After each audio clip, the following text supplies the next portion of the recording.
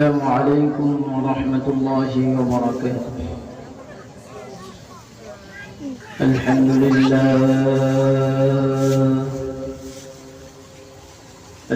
لله نحمده ونستعينه ونستغفره ونؤمن به ونتوكل عليه ونعوذ بالله من شرور أنفسنا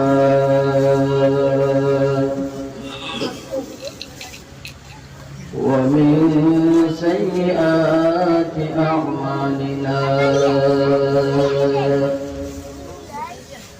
من يهد الله فلا مضل له ومن يضلل فلا هادي له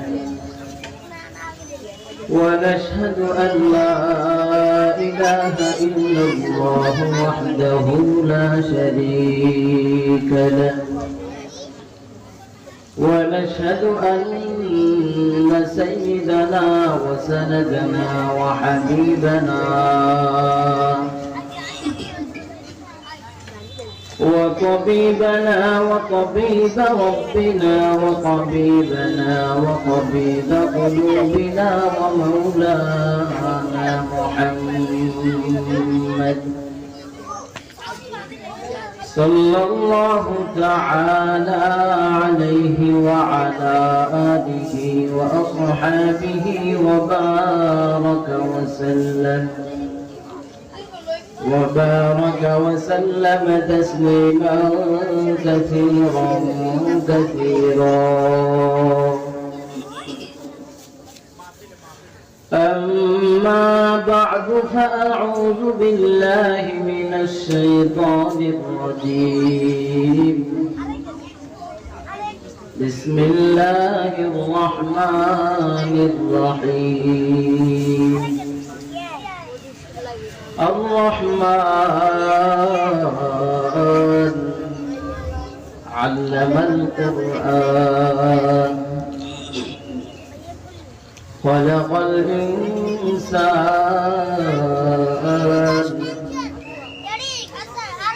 وقال النبي صلى الله عليه وسلم طلب العلم فريضة على كل مسلم وقال تعالى إن الله وملائكته يصلون على النبي يا أيها الذين آمنوا صلوا عليه وسلموا تسليما اللهم صل على محمد وعلى آل محمد كما صليت على إبراهيم وعلى آل إبراهيم إنك حميد مجيد اللهم بارك على محمد وعلى آل محمد كما باركت على إبراهيم وعلى آل إبراهيم إنك حميد مجيد আলহামদুলিল্লাহ আল্লাহ তাআলার দরবারে অসংখ্য অগণিত শুকরিয়া যে মহান রব্বে করিম আমাদেরকে এক কঠিন পরিস্থিতির মাঝে সিকুটিয়া জামে ইসলামিয়া দারুস সুন্নাহ মাদ্রাসার বার্ষিক মাহফিলে এই ফিতনা ফাসাদের জামানায় দ্বীনের ওয়াজমান একত্রিত হওয়ার সুযোগ করে দিয়েছেন এজন্য সবাই প্রাণ করে শুকরিয়া আদায় করি আলহামদুলিল্লাহ। আপনারা যেভাবে আলহামদুলিল্লাহ বলছেন মনে হয় আপনারা আজকের এই মাহফিল হওয়াতে বেজা। আপনারা খুশি না বেজা? যদি খুশি থাকি তাহলে সর্বস্বরূপ করি আলহামদুলিল্লাহ। কারণ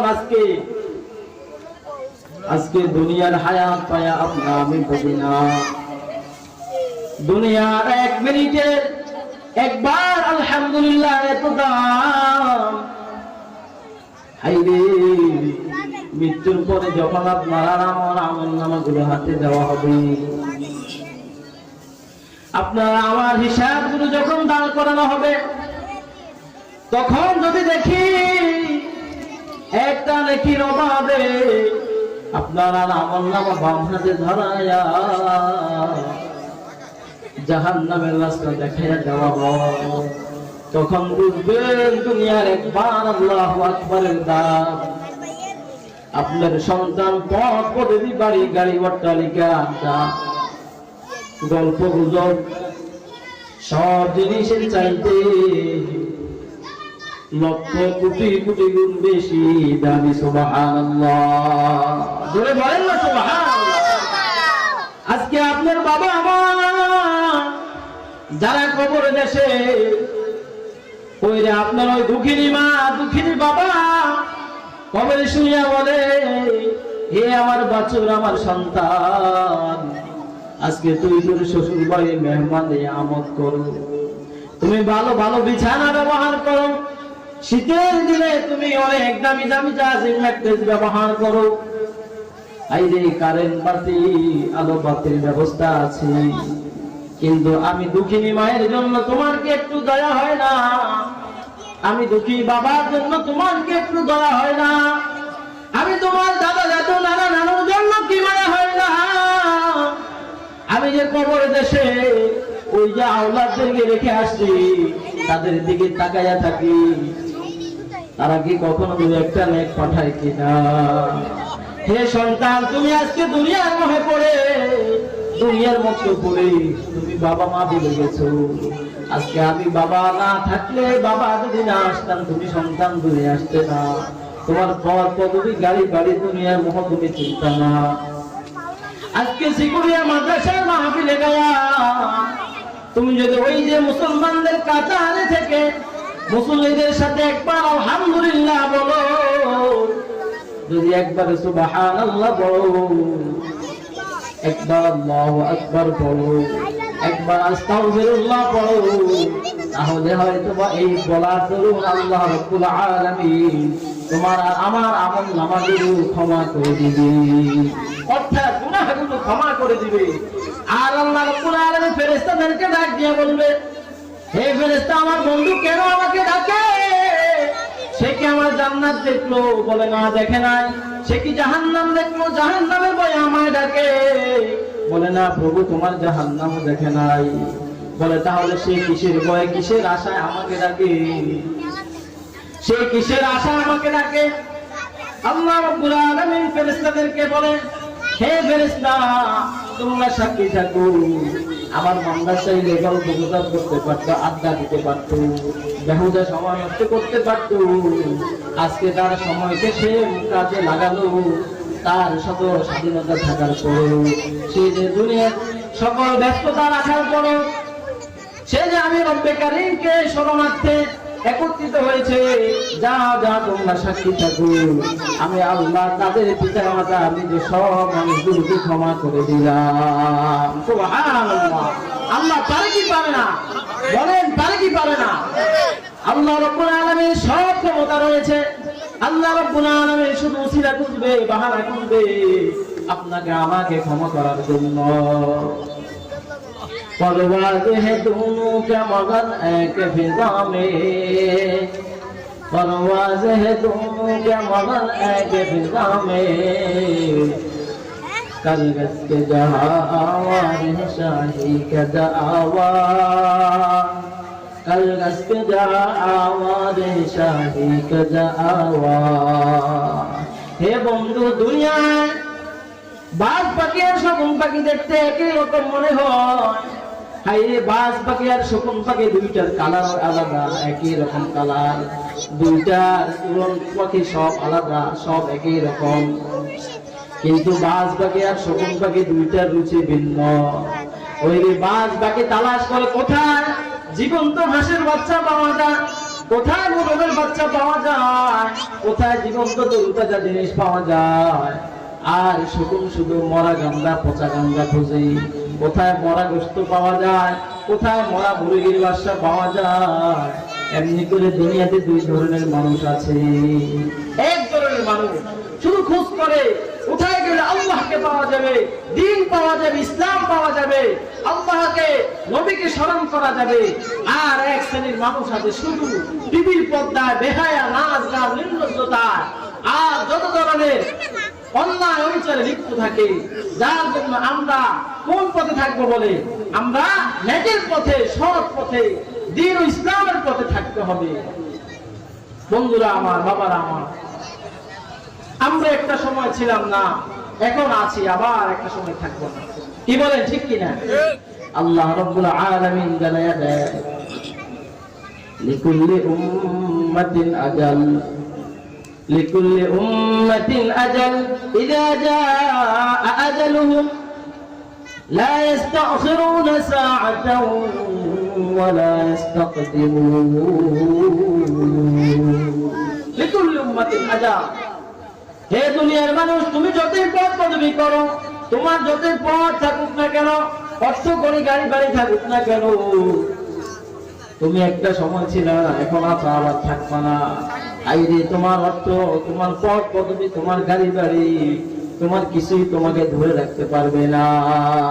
যখন তোমার কি হবে, আজাল হয়ে যাবে, তোমার মৃত্যু পরোয়ানা জারি হয়ে যাবে, তখন তোমার গাড়ি বাড়ি, তোমার সন্তান সন্ততি, তোমার পথ পদবি, কত কিছুই তোমাকে দুনিয়ায় ধরে রাখতে পারবে না। এই দুনিয়া একেবারেই ক্ষণস্থায়ী, যার জন্য আমরা পরকালের কথা স্মরণ করতে হবে, মৃত্যুকে আমরা স্মরণ করতে হবে। মৃত্যুকে স্মরণ করে আজকে কি দিনকে স্মরণ করে এই দিনই মজমাতে আমাদের আসতে হবে। কারণ কার ওসিলা আপনার আজকে আশা গ্রহণ হয়ে যায়, কবুল হয়ে যায়, একমাত্র জানেন কে?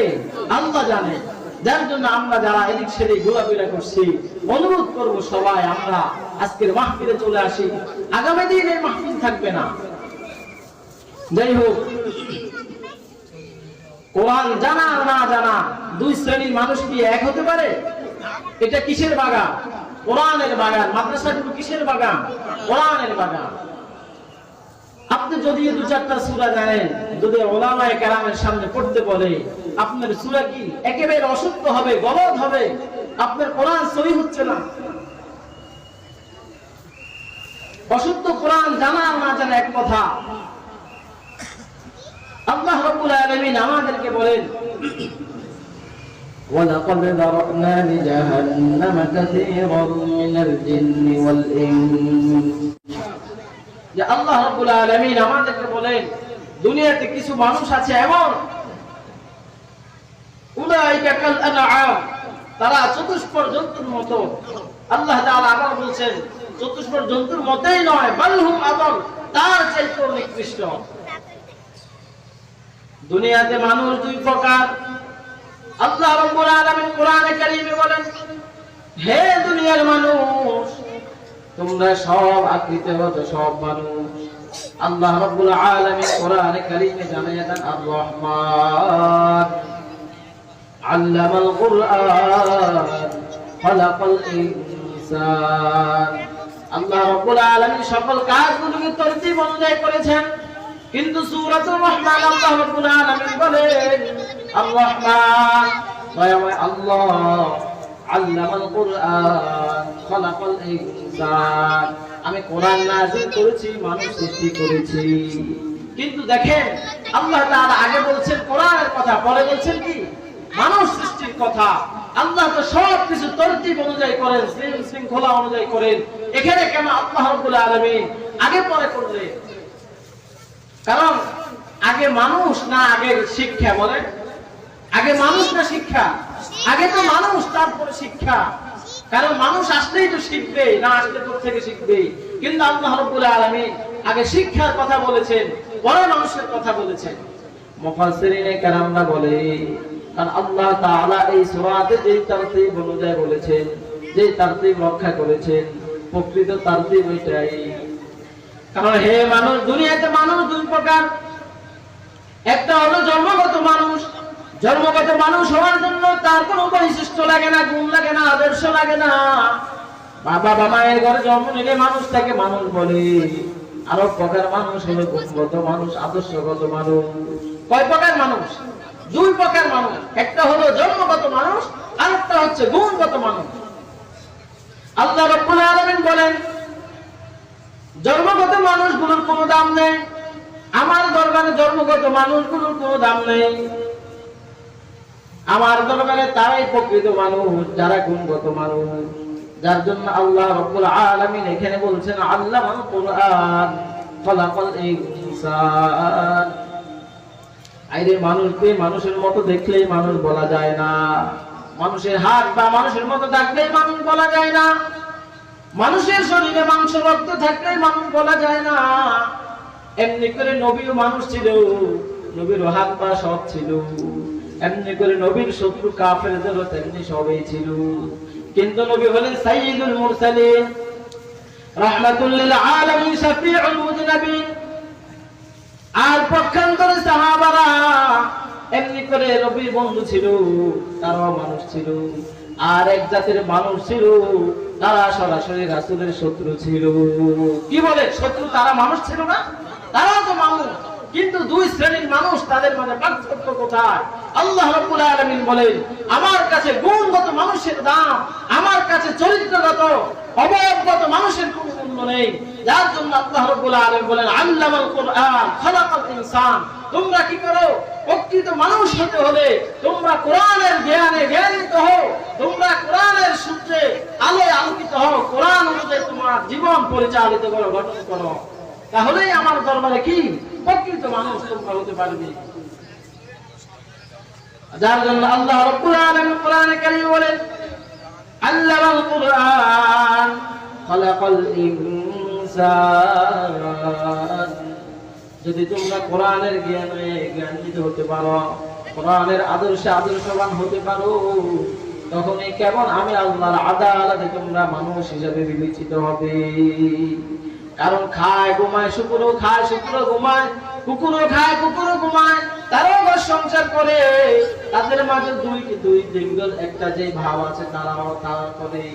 এমনি করে তুমি মানুষ, কিন্তু তুমি আল্লাহকে চেনো না, তোমার মাঝে কোরআন হাদিস নাই, দিন ধর্ম নাই, তুমি কিসের মানুষ? তুমি তো ওই হাইওয়ান জানোয়ারের চাইতেও নিকৃষ্ট। হে ডাক্তার, তুমি যত বড় ডাক্তার হও না কেন, তুমি যত বড় ইঞ্জিনিয়ার হও না কেন, ডাক্তার তোমার মাঝে যে কোরআনের গুণ না থাকে, আদর্শ না থাকে, তুমি ডাক্তার হতে পেরেছো, আল্লাহর আদালত তুমি এখনো মানুষ হতে পারো না। হে ইঞ্জিনিয়ার, তুমি যত বড় ইঞ্জিনিয়ার হও না কেন, হে বৈজ্ঞানিক, তুমি যত বড় বৈজ্ঞানিক হও না কেন, যদি তোমার ভিতরে কোরআনের গুণ না থাকে, নবীর আদর্শ না থাকে, তাহলে তুমি বিজ্ঞানী হতে পেরেছো, ডাক্তার, উকিল, ব্যারিস্টার হতে পেরেছো, কিন্তু আল্লাহ রাব্বুল আলামিনের দরবারে তুমি এখনো মানুষ হতে পারো না। যার জন্য মানুষ হওয়ার জন্য কি হতে হবে? কোরআনের আদর্শে নিজেকে সাজাতে হবে। আজকে কোরআনের শিক্ষায় শিক্ষিত হওয়া লাগবে। আমি আজকে যতটুকু মাইকের আওয়াজ যাবে, আমি প্রতিটি মুসলমান বাবা মা সন্তানদেরকে বলবো, আপনি আপনার সন্তানগুলোকে ফাউন্ডেশন শিক্ষা যদি কোরআন শিক্ষায় শিক্ষিত না করেন, আপনার কপালে দুর্দশা আছে। আজকে সমাজে দেখবেন অনেক ইফতিজিং হচ্ছে, অনেক সুদ ঘুষ রাহাজারি অন্যায় অবিচার পাপাচার হচ্ছে। এমনি করে সন্তান বাবা মায়ের কথা শুনছে না, ইয়াবা গাঁজাখুর হয়ে যাচ্ছে। এটার অন্যতম কারণ আপনার সন্তানকে সুশিক্ষায় শিক্ষিত করতে পারেন না। কারণ বাবা মার উপর সন্তানের মৌলিক কিছু হক আছে, সন্তান এগুলো বাবা মা থেকে পাও না। তার মাঝে অন্যতম হক হচ্ছে তাদেরকে সুশিক্ষায় শিক্ষিত করা। যার জন্য আমি বলবো, মুসলমানের সন্তান অন্তত তার ফাউন্ডেশনে যদি কোরআন শিক্ষা না থাকে, সে এক সময় নাস্তিক হয়ে যাবে, বেঈমান হয়ে যাবে, সে এক সময় পরিবার থেকে লাঞ্ছিত হয়ে যাবে। যার জন্য বাবা মা, তুমি সন্তানের বাবা মার যে মর্যাদা, যে অধিকার, সেই মর্যাদার অধিকার পাওয়ার জন্য হলো তোমার সন্তানকে তুমি কোরআন শিক্ষায় শিক্ষিত করা লাগবে। আমি বলবো না সবাইকে মুফতি মুহাদ্দিস বানান, কারণ ইসলামে মুসলমানদের ডাক্তার প্রয়োজন, ডক্টর প্রয়োজন, ইঞ্জিনিয়ার প্রয়োজন।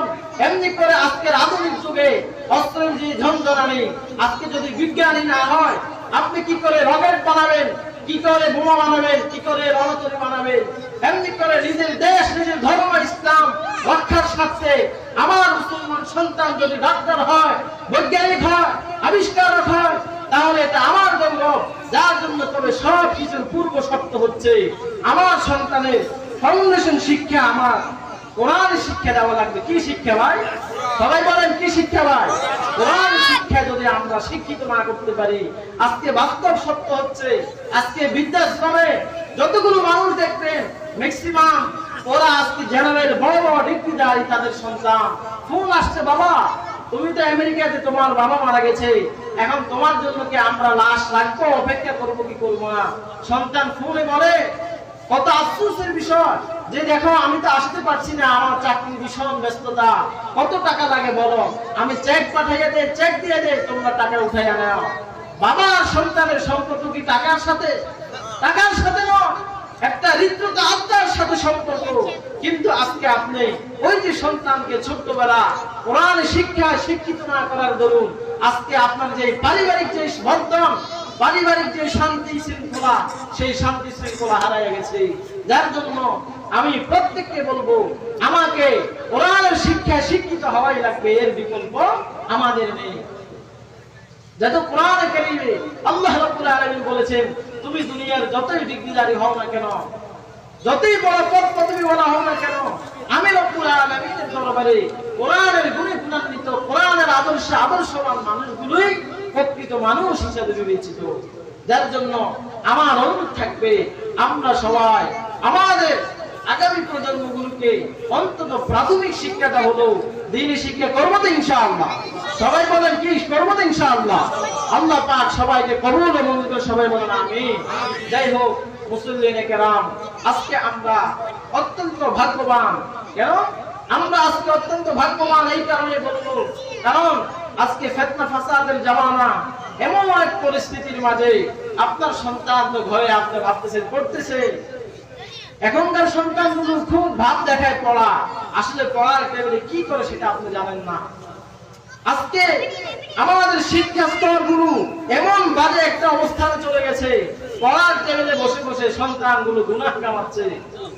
আজকের আধুনিক সময় ইউটিউব, ফেসবুকের মাধ্যমে, বিভিন্ন ভিডিও কলের মাধ্যমে আপনি যে ভাবতেছেন আপনার ছেলে তো বড় শিক্ষিত হয়ে যাচ্ছে, বড় ডিগ্রি নিয়ে যাচ্ছে, আসলে সে গোপন রুমে বসে বসে গুনাহ কামাচ্ছে।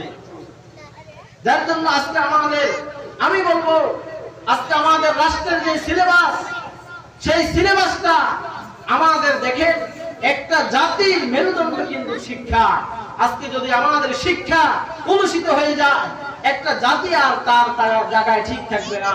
যার জন্য আমাদের এই নগণ্য জায়গা থেকে আমি বলবো, আমাদের যে শিক্ষা সিলেবাসে আমরা গত কিছুদিন যা দেখতে পেলাম, আমরা বলবো একটা মুসলমানের দেশে একটা জাতিকে ধ্বংস করার জন্য এটাই যথেষ্ট।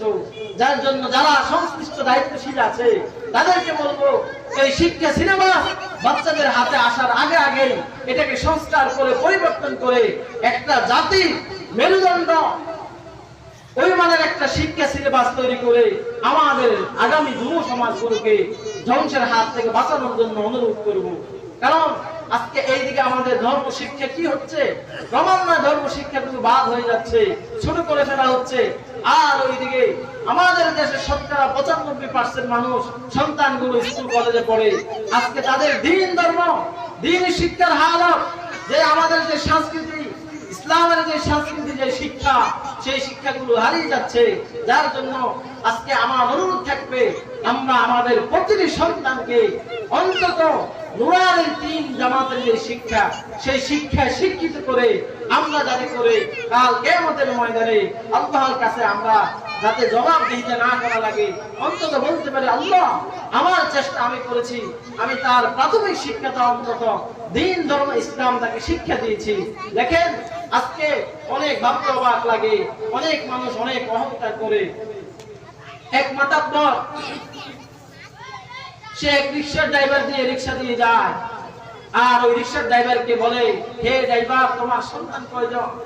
কয় আমার ছেলে তো দুইটা। বলে তোমার ছেলেগুলো কি করে? বলে আমার একজন ছেলে হেজ্জ পড়ে হাফেজ হচ্ছে, একজন মাওলানা পড়ে আলেম হচ্ছে। তখন ওই মাতবর বলে, হায় রে, তোমার মতো পড়া কপাল আর কার আছে? তোমার এই ছেলেগুলো হাফেজ হওয়ার পরে, আলেম হওয়ার পরে কি করবে? এদের সংসার কিভাবে চলবে, তোমার লাইফ কিভাবে কাটবে? আল্লাহর ওই বান্দা, ওই রিকশার ড্রাইভার, সে রিকশা চালায় আর বলে, হে মাতবার, আপনি যে আমাকে প্রশ্ন করলেন আমার সন্তান কি করে, আমার সন্তানগুলো আমি দিনের বুঝে দিনের পথে দিয়েছি, আপনি বলেন আপনার সন্তান কয়জন, তারা কি করে? মাতবর বলে, আমার সন্তান 3 জন, একজন ডাক্তার পড়ে, একজন ইঞ্জিনিয়ার, একজন ব্যারিস্টার, এখন আরো বড় খাওয়ান হলো রাজনীতিক, আরেকজন রাজনীতিবিদ। তখন ওই রিকশা ড্রাইভার রিকশা চালায় আর বলে, হে মাতবর, আপনি বলেন তো দেখি, মৃত্যুর পরে আপনার জানাজার নামাজ পড়ানোর মতো একজন সন্তান আছে কিনা? ওই যে প্রশ্ন করার সঙ্গে সঙ্গে মাতবর সে বেহুশ হয়ে গেল, বেহুশ হয়ে গেল। আইরে, জীবনে এমন শিক্ষা পেলাম না, আজকে রিকশার ড্রাইভার যে শিক্ষা আমাকে দিচ্ছে। রিকশা ড্রাইভার বলে, হে আমার মাতবর, আপনি যে বৃষ্টিতে ভিজাইয়া রোদে গা জ্বালাইয়া যে অর্থ রোজগার করে সন্তান ইঞ্জিনিয়ার ডাক্তার বানালে, বলেন তো আপনার মৃত্যুর পরে আপনার এই ডাক্তার ইঞ্জিনিয়ার কোনো কাজে আসবে কিনা? মাত্র আফসোস করতে লাগলো, হাই রে, রিকশার ড্রাইভারের যে বুঝ, সেই বুঝও তো আমার মাঝে নেই। রিকশার ড্রাইভার অহংকার করে যে, মাতবর সাহেব, আপনাকে নিয়ে আমার আফসোস হয়, কি করলেন, রোদ্রে জ্বললেন আর বৃষ্টি দিলে কষ্টের টাকা উপার্জন করে সন্তানকে দিনে শিক্ষা না দিয়ে আপনি বাহাবা করছেন, কিন্তু আপনার মৃত্যুর পরে বলেন আপনার সন্তানকে আপনার জানাজা পড়াতে পারবে।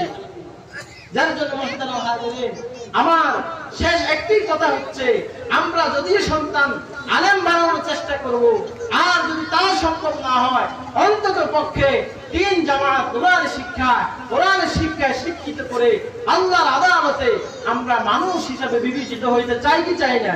আল্লাহ পাক আমাদের সকলকে কবুল ও মঞ্জুর সবাই বলেন আমিন। আসসালামু আলাইকুম ওয়া রাহমাতুল্লাহি ওয়া বারাকাতুহু।